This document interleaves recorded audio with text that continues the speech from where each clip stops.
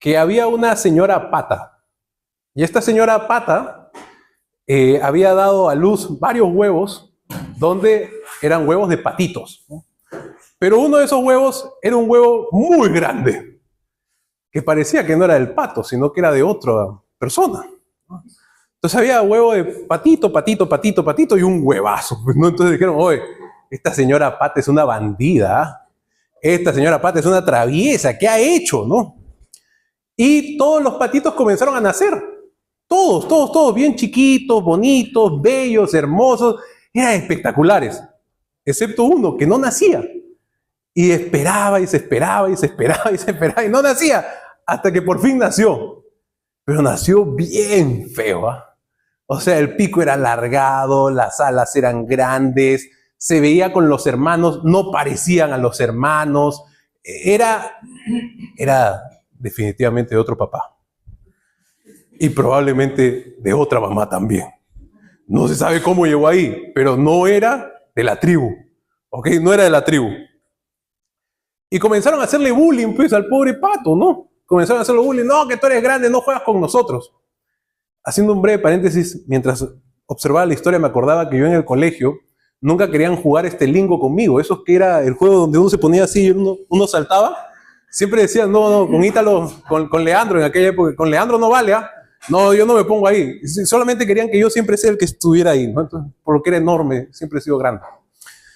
Entonces, algo así más o menos le pasaba al patote que está en ese contexto. Y fruto de su historia, de su vida, comenzaron a burlarse de su mamá en el colegio. Comenzaron a burlarse de la mamá en el colegio. Los hermanos, al ver que por causa de él se burlaban de él, de la mamá en el colegio, le dijeron, no, él no es nuestro hermano, de hermano de quién será, pero nosotros no es nuestro hermano. Y había mucho rechazo hacia este patito, bastante feo. Resulta pues que este pato comenzó a sentir uno de los mayores sentimientos más terribles que una persona puede sentir en su vida. Vergüenza de sí mismo. Vergüenza de sí mismo. Se avergonzaba de quién era. Y sentía que su propia historia, que su propia vida, verdaderamente estaba afectando muchísimo la vida de su entorno y sobre todo la vida de su mamá. Entonces, tomó una decisión bastante trágica. Agarrar todas sus cosas y, bueno, irse para el bosque. Nosotros, aquí en la costa, como limeños, entendemos el bosque como algo como el Club del Bosque. Un lugar bonito, paradisiaco, chévere, con piscina, con sol permanente. Pero en los cuentos populares, el bosque no es un lugar paradisiaco. El bosque es donde están los mayores miedos, el bosque es donde está el lobo, el bosque es donde están los horrores que pueden pasar, el bosque es donde está la gente mala, la oscuridad, los ruidos incomprendidos, etcétera, etcétera, etcétera. Y este patito toma la decisión de agarrar sus pequeñas cosas e irse para el bosque. Y comienza a caminar en medio de la luna llena, en medio de su camino en luz de luna, y se encuentra con una señora que lo mira y le dice, oye, ¿y qué haces tú por acá? Y dice, no, lo que pasa es que he salido de mi casa, y bueno, se inventa una historia y se la cuenta. La señora le dice, ¿qué te parece si vienes a mi casa? Y el patito dice, bueno, vamos. Llegaron a la casa, dice, mira, acá está la puerta. Entra. Y el patito entra. Y la señora le comienza a dar de comer. Una vez, dos veces, tres veces.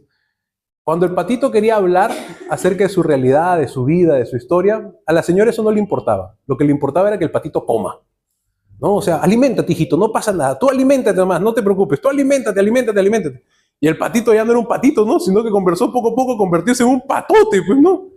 Y el patito, que era feo pero no era tarao, se comienza a descubrir que lo estaban engordando, pues, para ya después comérselo, pues. Y fue una decepción, una segunda decepción grande en su vida. Entonces él dijo, esta señora es igual que todos los demás, me tratan mal. Y salió nuevamente para volver al bosque. Dijo, sí, ¿a qué queda? Voy nuevamente al bosque. Y estando en el bosque comienza a recorrer varios sitios y se topa con un lago en el cual habían criaturas majestuosas que estaban danzando en el agua y que se movían con elegancia. Era una experiencia artística impresionante. Él nunca había visto arte, fruto de toda la experiencia en la que se encontraba. Y comienza a ver toda la danza que tenían estas aves majestuosas en el lago. Y de pronto la luz de la luna como que encaja donde está él, y uno de los cisnes que estaba ahí lo mira. Y él se siente visto por el cisne y se asusta y trata de esconderse.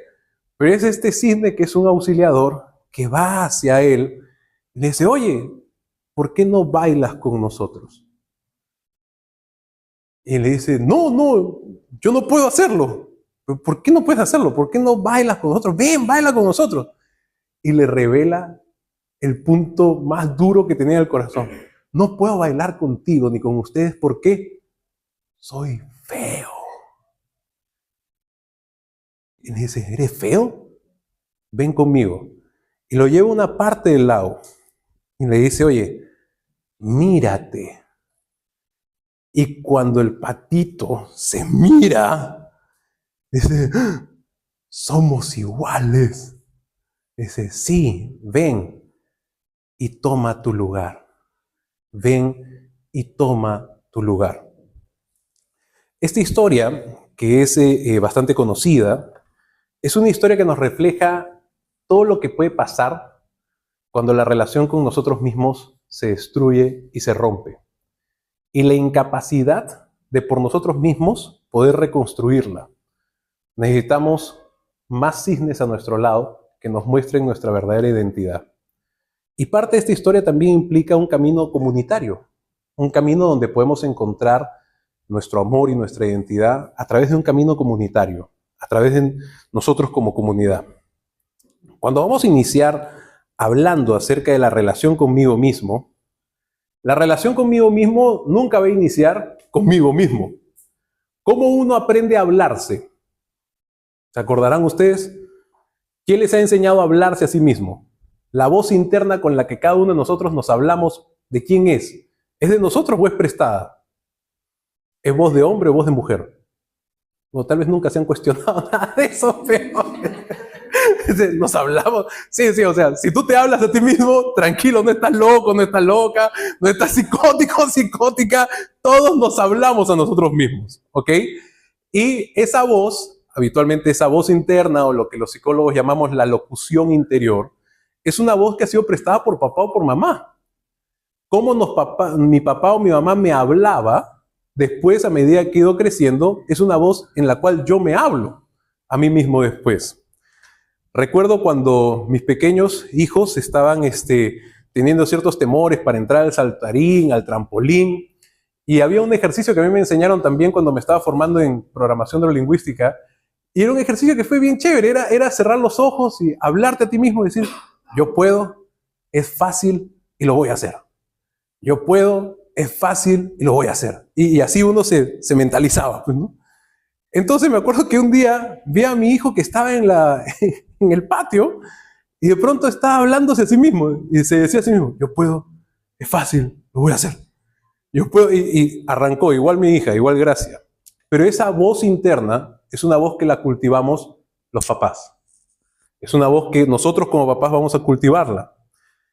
Y ahí es donde entran pues las primeras heridas, ¿no? Porque ¿qué pasa si nunca hemos tenido una voz reforzante en nuestra vida? ¿Qué pasa si papá o mamá no fue una persona muy reforzante en nuestra historia, sino que fue media tanática, o medio tanático, o medio duro, medio agresivo, medio difícil? Y conforme van pasando los años, esa voz que era de mi mamá o que era de mi papá y que era en algún momento de mi vida prestada, se convirtió en una voz mía.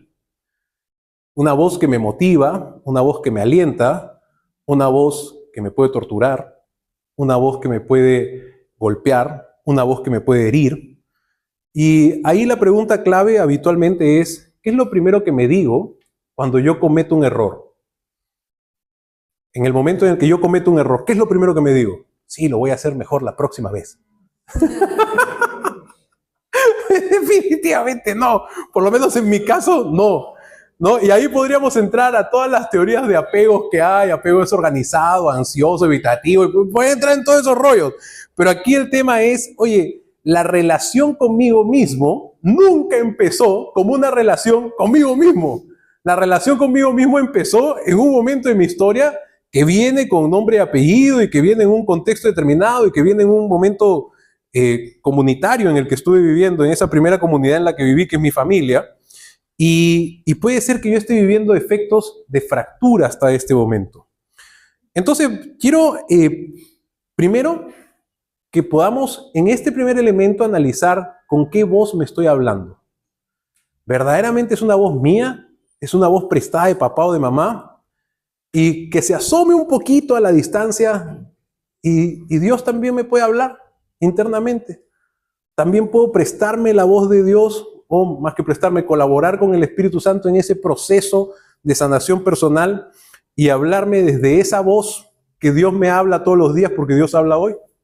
Solamente lo dejo ahí como una visión más distante por ahora. Quiero que puedan ubicar en la Escritura Lucas capítulo 15 del 11 al 32. Es la parábola del Padre Misericordioso.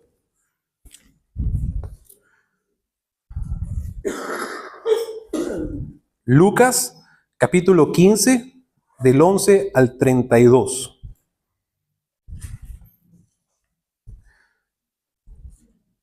Dice la Escritura: dijo, un hombre tenía 2 hijos. El menor de ellos dijo al padre: Padre, dame la parte de la hacienda que me corresponde. Y él les repartió la hacienda. Pocos días después, el hijo menor lo reunió todo y se marchó a un país lejano donde malgastó su hacienda viviendo como un libertino.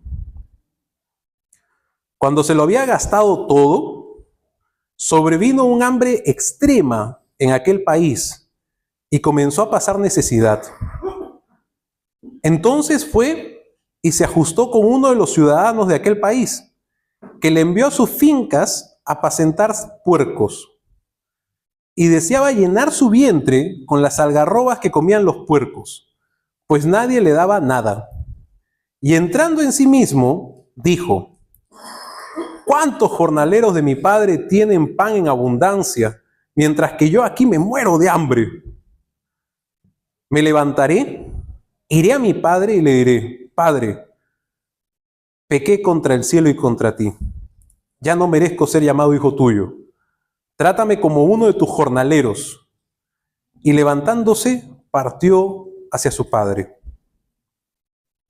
Estando él todavía lejos, le vio su padre y conmovido corrió, se echó en su cuello y le besó efusivamente. El hijo le dijo: Padre, pequé contra el cielo y ante ti. Ya no merezco ser llamado hijo tuyo. Pero el padre dijo a sus siervos: daos prisa, traed el mejor vestido y vestidle, ponerle un anillo en la mano y unas sandalias en los pies. Traed el novillo cebado, matadlo y comamos y celebremos una fiesta, porque este hijo mío había muerto y ha vuelto a la vida. Se había perdido y ha sido hallado. Y comenzaron la fiesta. Su hijo mayor estaba en el campo, y al volver, cuando se acercó a la casa, oyó la música y las danzas. Y llamando a uno de los criados le preguntó qué era aquello. Él le dijo: ha vuelto tu hermano y tu padre ha matado el novillo cebado, porque le ha recobrado sano. Él se irritó y no quería entrar. Salió su padre y le rogaba, pero él replicó a su padre: hace tantos años te sirvo y jamás dejé de cumplir una orden tuya, pero nunca me has dado un cabrito para tener una fiesta con mis amigos. Y ahora que ha venido ese hijo tuyo, que ha devorado tu hacienda con prostitutas, has matado para él el novillo cebado. Pero él le dijo: hijo, tú siempre estás conmigo y todo lo mío es tuyo. Pero convenía celebrar una fiesta y alegrarse, porque este hermano tuyo había muerto y ha vuelto a la vida. Se había perdido y ha sido hallado. Palabra del Señor. Este texto bíblico es bastante rico de cómo la relación con uno mismo poco a poco se puede destruir por nuestras malas decisiones. En un inicio, él se descubre dentro de la casa del Padre, gozando del bienestar de lo que implica estar en la casa del Padre, pero luego, no sabemos cuáles fueron las razones o las motivaciones, decide emanciparse. Decide, oye, ¿sabes qué? Dame la mitad de la herencia, me voy. Se fue. El padre no se ofendió, aparentemente el Evangelio no muestra una ofensa, sino le da lo que está pidiendo el hijo y se va. Y malgasta absolutamente toda su ganancia, todo su bienestar, toda su herencia, toda la hacienda, todo lo que todo lo que el papá le había dado, pues lo malgasta y se hace trizas.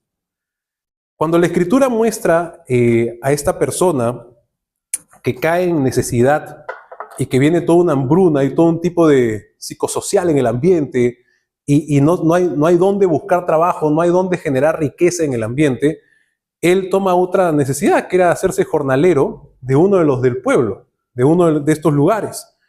Y dentro de esa experiencia, los puercos para el mundo judío era pues el alimento más impuro que podía existir.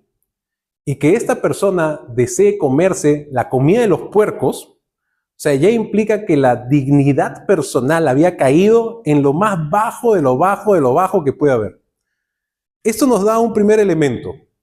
La relación con nosotros mismos se puede romper fruto de nuestro pecado personal.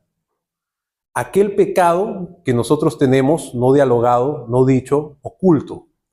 Y un punto mucho más grave es si este pecado no ha sido nunca ni confesado, ni dialogado, ni el Espíritu Santo ha puesto luz sobre ese lugar del corazón que yo trato de ocultarlo, que nadie lo vea, e incluso tratar de taparlo por extrema vergüenza que yo puedo tener. Hay una vergüenza que es sana y hay una vergüenza que es patológica. La vergüenza sana es aquella vergüenza que a mí me permite adaptarme al entorno. Sí, hice mal, me siento avergonzado, lo que se llama dolor moral de los actos, y voy a tratar de acoplarme. Pero hay una vergüenza patológica, que también se podría conocer como el remordimiento, que me lleva a un desprecio hacia mí mismo. Soy un tarado, soy un maldito, ajo, cebolla sobre mí, por lo que hice, lo que no hice, lo que dejé de hacer, lo que pude parar, lo que no paré, el momento que no hablé. Y allí estamos hablando de elementos de nuestra historia en los cuales hemos podido vivir hasta el día de hoy con ciertas culpas. Momentos en los cuales nosotros nos podemos sentir profundamente culpables de cosas que hemos podido haber hecho o cosas que hemos vivido. Elementos que han podido afectar la imagen que nosotros tenemos.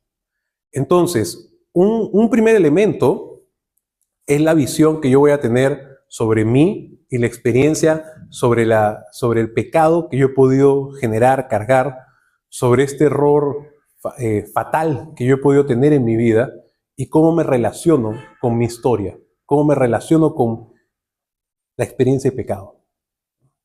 Porque yo me puedo relacionar con la historia de pecado desde una experiencia donde yo voy a querer ocultarlo y no voy a querer que nadie sepa de esto. Ahí tenemos también el caso de la mujer samaritana que va al pozo de Jacob, ¿se acuerdan? A la mediodía, no quiere ser vista, ¿no? Y se encuentra con Jesús y se da toda una experiencia de sanación. Pero ahí la persona se está ocultando. Y muchas veces nosotros nos hemos podido ocultar en nuestra vida. Recuerdo una experiencia bastante traumática que me sucedió en la adolescencia y que yo no quería usar camisas de manga corta ni polos de manga corta porque tenía una herida en el brazo que me la había autogenerado y que era bastante dura la experiencia de que alguien me pregunte, ¿y qué te pasó ahí? Era una vergüenza durísima. Entonces me habían bulleado en el colegio y yo incluso sentía que dentro de esa relación personal, o sea, se había roto y que yo me merecía el castigo.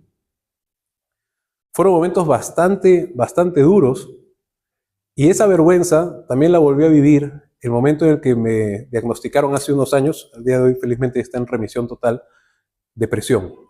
Y cuando tuve yo, siendo psicólogo y terapeuta, que ir donde un psiquiatra a que me prescriban antidepresivos.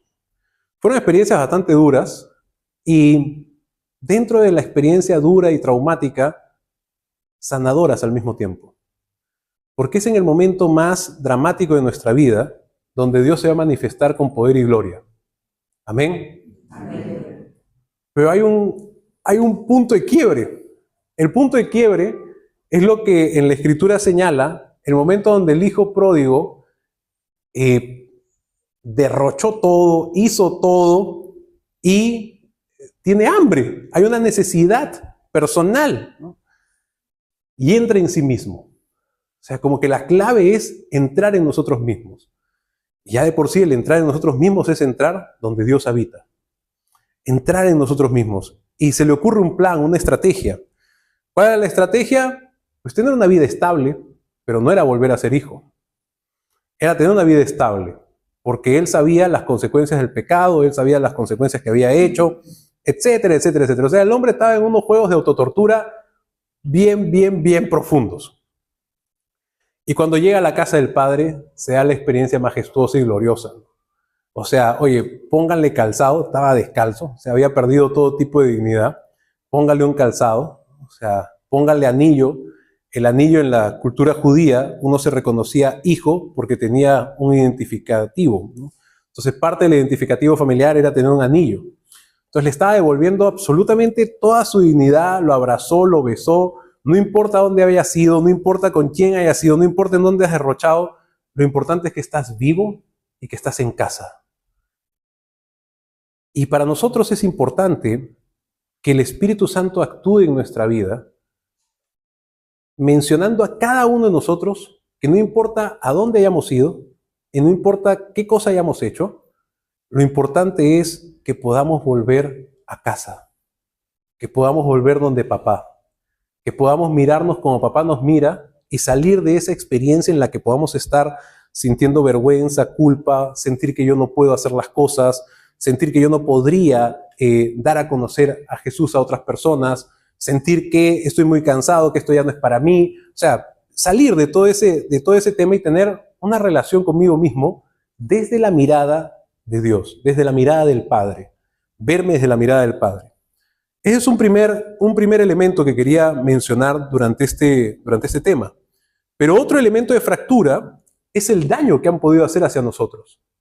La experiencia de daño que han podido tener en nuestra propia vida, en nuestra propia existencia. Y aquí hay muchísimos tipos de heridas que las que podemos mencionar. Heridas de abandono, situaciones en las cuales nos han podido abandonar y hemos podido sentir que no éramos suficientes o que no éramos lo suficientemente valiosos para que papá o mamá no se vaya.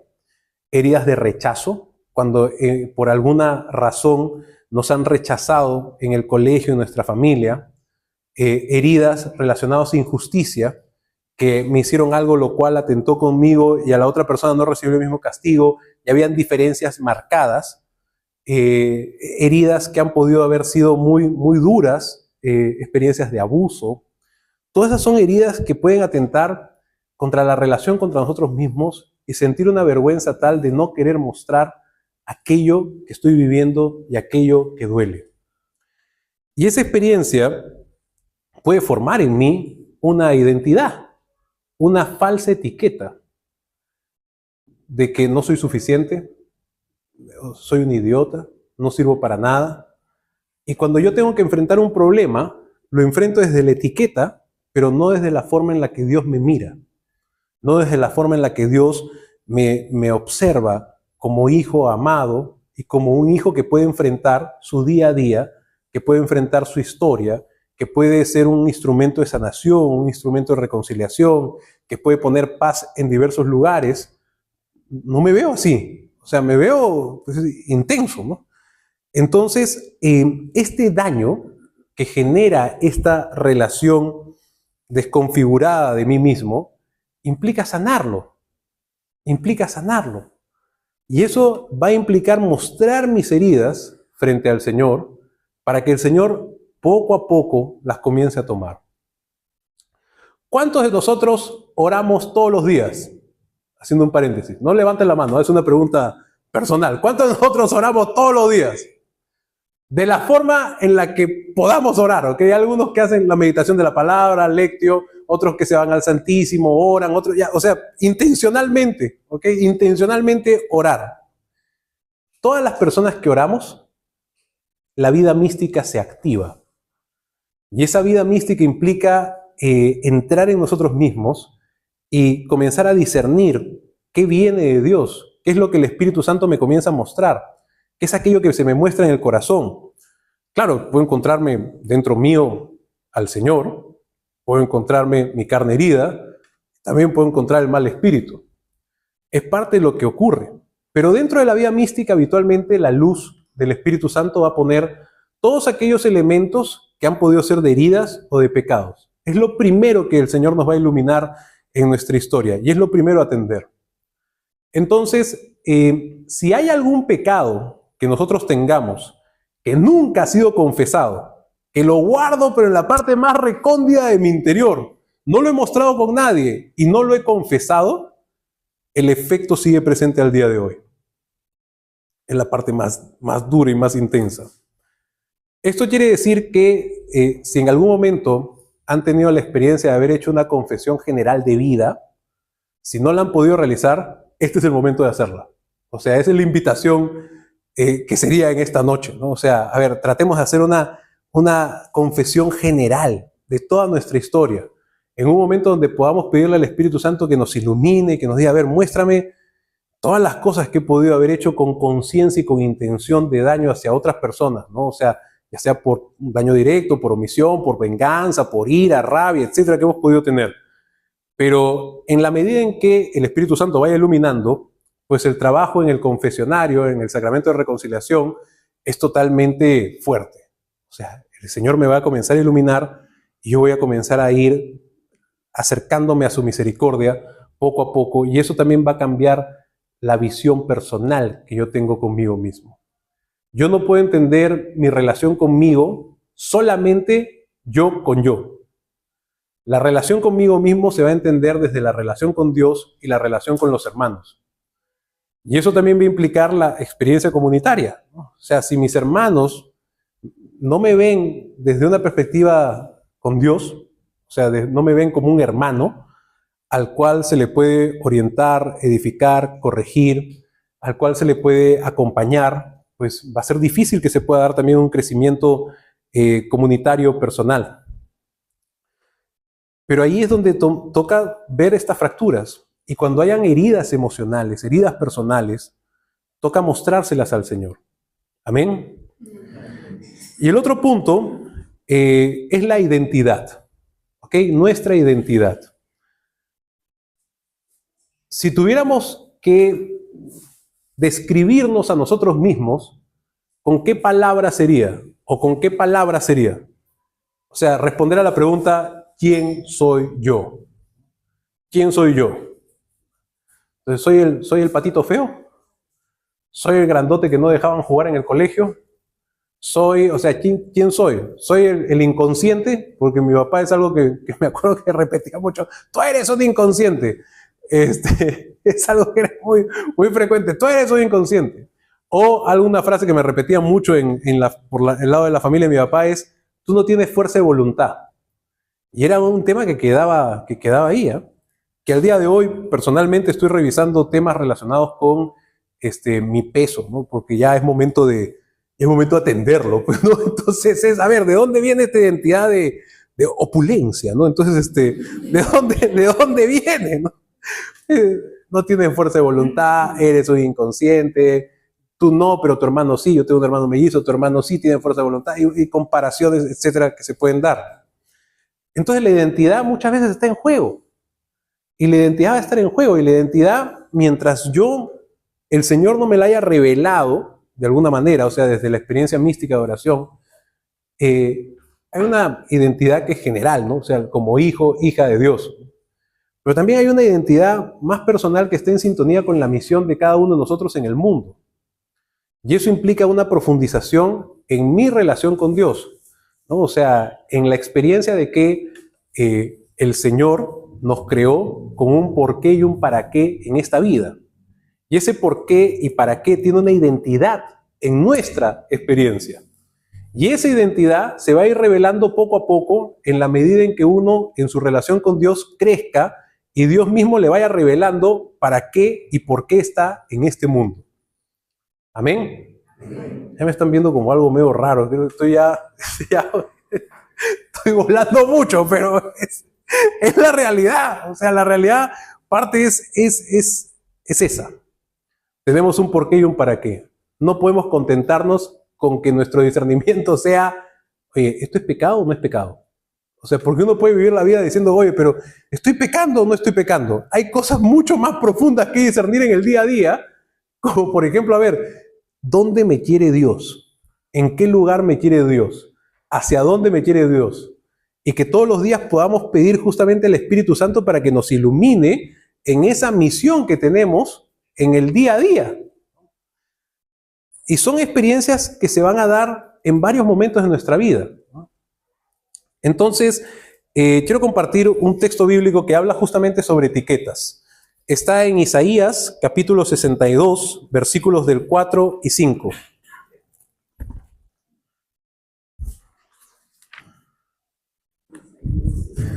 Isaías 62, versículo 4 y 5.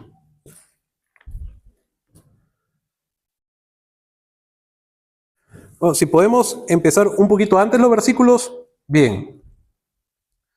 Desde el 2, por ejemplo. Verán las naciones tu justicia, todos los reyes tu gloria, y te llamarán con un nombre nuevo, que la boca de Yahvé declarará. Serás corona en la mano de Yahvé, y tiara real en la palma de tu Dios. Atentos con este versículo. Jamás te dirán abandonada, ni a tu tierra dirán desolada, pues te llamarán mi complacencia y a tu tierra desposada, porque Yahvé se complacerá en ti y tu tierra será desposada. Palabra de Dios, te alabamos, Señor. Este texto, cuando llegó a mi vida antes de la pandemia, estaba haciendo un serio discernimiento de lo que estoy haciendo hoy en mi vida. Porque básicamente lo que viví en pandemia casi fue como poner una pausa al proyecto de Dios en mi vida. Y eso también es algo que ya para todas las personas que podamos tener ciertos años, para los que veo varios jóvenes, de los cuales me alegra hoy día acá, se da. Hay momentos en los que Dios nos manifestó el proyecto, ¿no? Sí, ahí está la tierra prometida, comienza a caminar, todos tus pasos serán tuyos, míos, estamos acá, ya, vamos, vamos. Y uno en la juventud, sí, vamos. Y arrancamos y empezamos. Y conforme van pasando los años, pues empiezan las desilusiones, uno se casa y bueno, comienzan otras cosas, ¿no? ¿Sí o no, papi? Estoy grabando. Esto lo voy a editar después.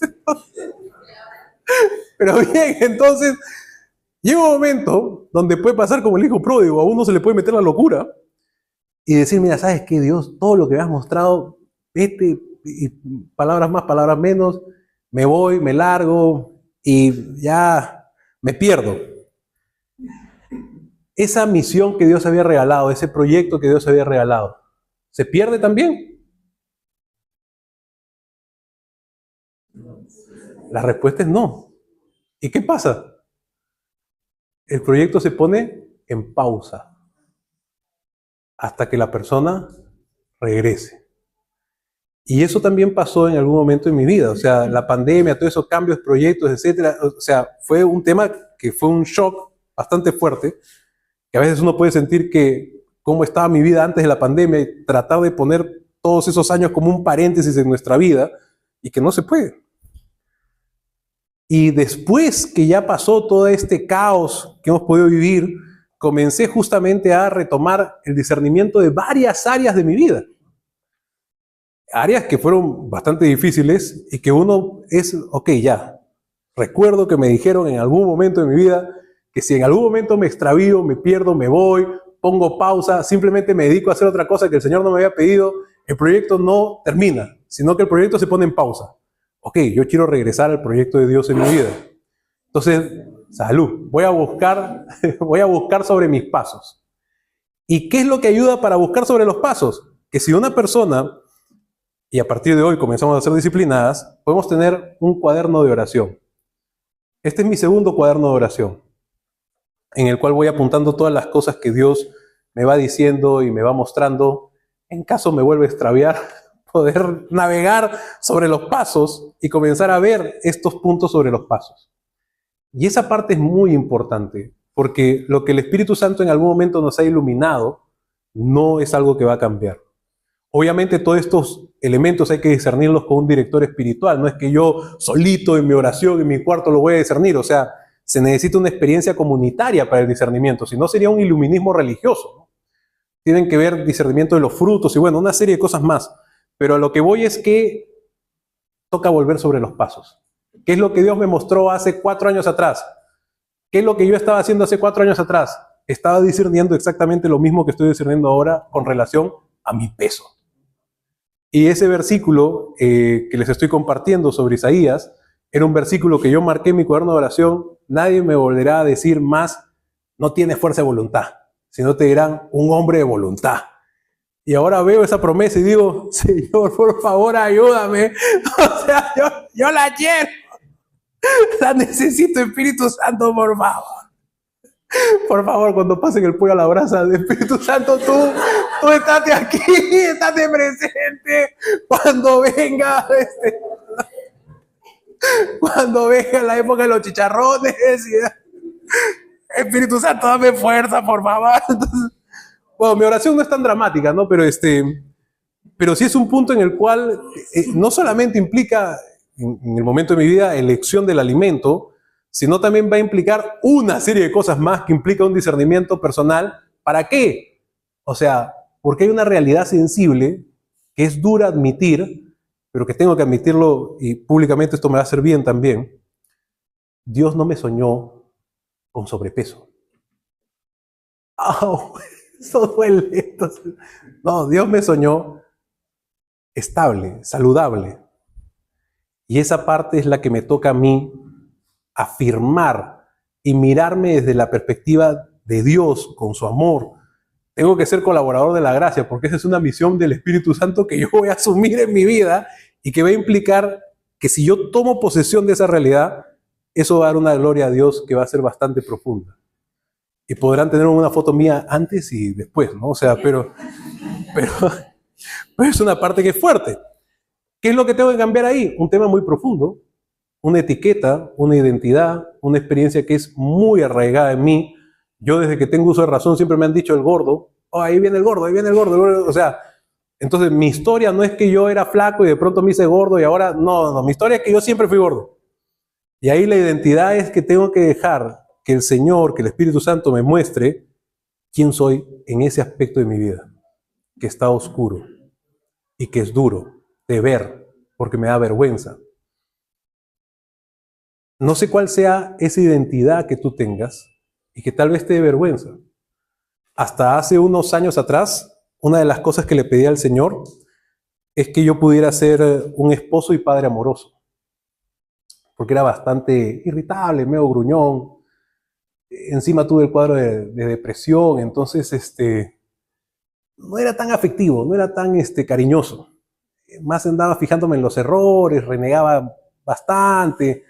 No estaba muy orientado, pero es ahí donde le pedí al Señor, Señor, ayúdame a ser un esposo y padre amoroso.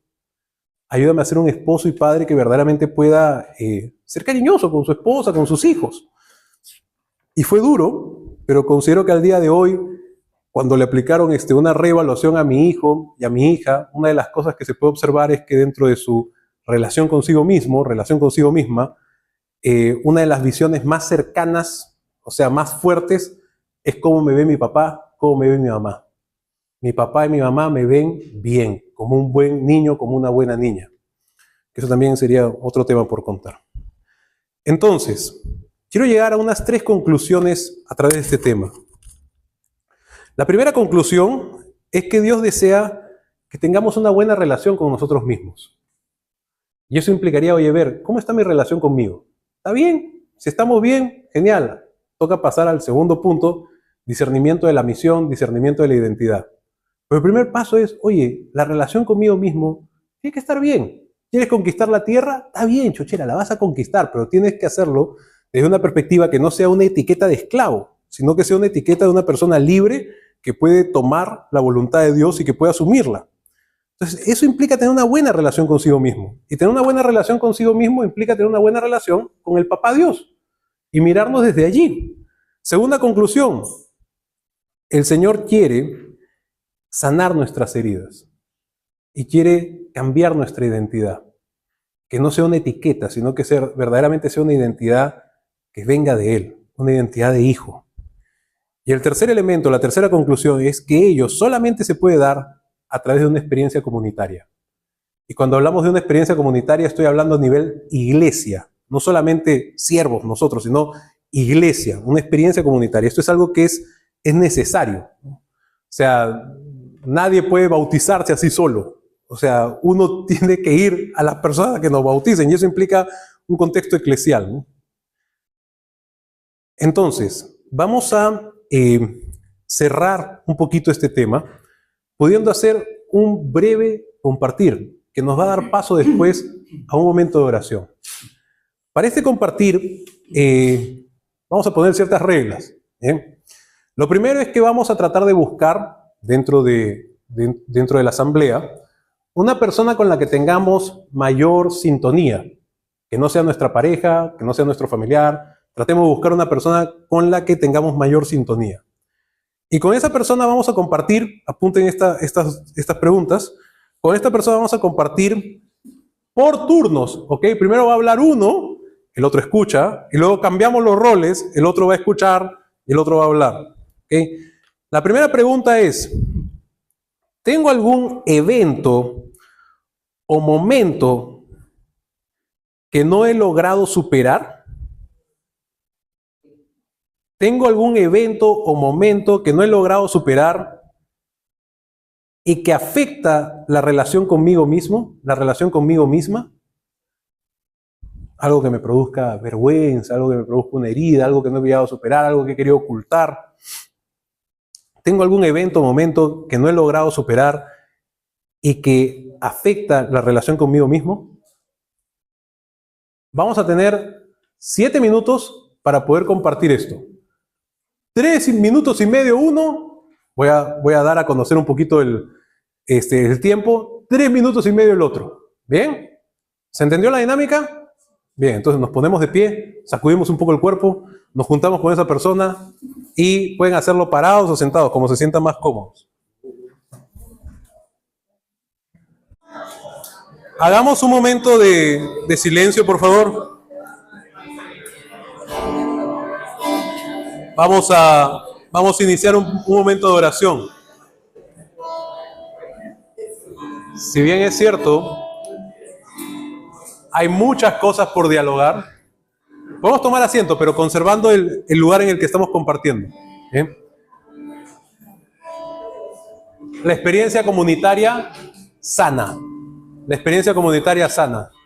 Parte del signo es justamente el querer seguir dialogando de lo que me ha pasado, puesto que hay una gran necesidad de ser visto, de ser escuchado por el otro, en un contexto donde no se me juzga, en un contexto donde se me acoge y donde esta persona también es una prolongación del amor de Dios. Pero como en algún momento una persona que me acompañó espiritualmente me dijo, es que más importante de lo que yo pueda hablar es lo que Dios me pueda decir. Amén. Entonces vamos a hacer un momento de oración. Y dentro de ese momento de oración vamos a poder orar por la persona que hemos escuchado. ¿Ok? Vamos a tener un momento para orar por esa persona. Y hay que hacerlo con el cariño con el que uno oraría por su hijo, por su hija, con el cariño por el que uno oraría por un hermano, por una hermana, por mi mamá, por mi papá. O sea, un cariño bastante especial. No es nada ultramístico que hay que tener. Simplemente es tener amor por la persona que hemos escuchado. Amén. Primera parte, vamos a pedir al Espíritu Santo y luego vamos a tener este momento de oración. En el nombre del Padre, del Hijo y del Espíritu Santo. Amén. Dulce huésped del alma, Espíritu Santo, queremos pedirte en esta noche que te derrames sobre toda esta asamblea, que te puedas derramar en mis manos, que te puedas derramar en mi corazón, que te puedas derramar en mi mente, y que sobre toda esta asamblea, Señor, puedas tú cubrir con tu amor, con tu esperanza, con tu paz, pudiendo palpar la realidad del amor, pudiendo palpar la realidad de la vida que tú quieres para nosotros y que tú colaboras activamente para que nosotros la tengamos. Espíritu Santo de Dios, queremos pedirte en esta noche de manera muy especial que vengas a nuestro encuentro. Ven, Espíritu Santo de Dios. Ven, Señor, con tu amor, con tu tranquilidad, con tu paz, con todo lo que necesitamos hoy en esta noche para poder escucharte y para poder entregarte y transmitirte. Porque es a través de esta experiencia de amor que vamos a poder contribuir a la sanación de mi hermano, de mi hermana. Pon en mis manos tu amor. Pon en mi corazón tus palabras. Pon en mis pensamientos tu visión. Y ayúdame a ver a esta persona como tú la miras. Ayúdame a mirar a este hermano, a esta hermana, como tú siempre la soñaste. Para que pueda orar desde tu corazón, para que pueda orar desde tu interior, para que pueda orar con tu poder. Ven, Espíritu Santo de Dios. Ven, Señor, a este encuentro. Ven a derramarte grandemente sobre nosotros. Ven, Santo Espíritu de Dios. Ven, Señor. Ven.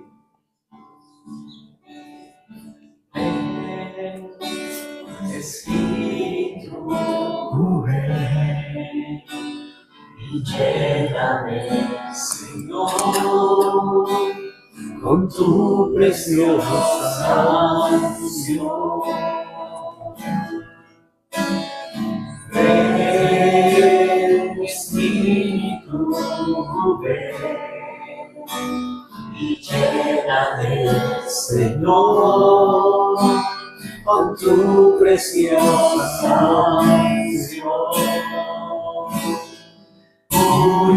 Purifícame y lávame, renuévame, restáurame, Señor, con tu poder.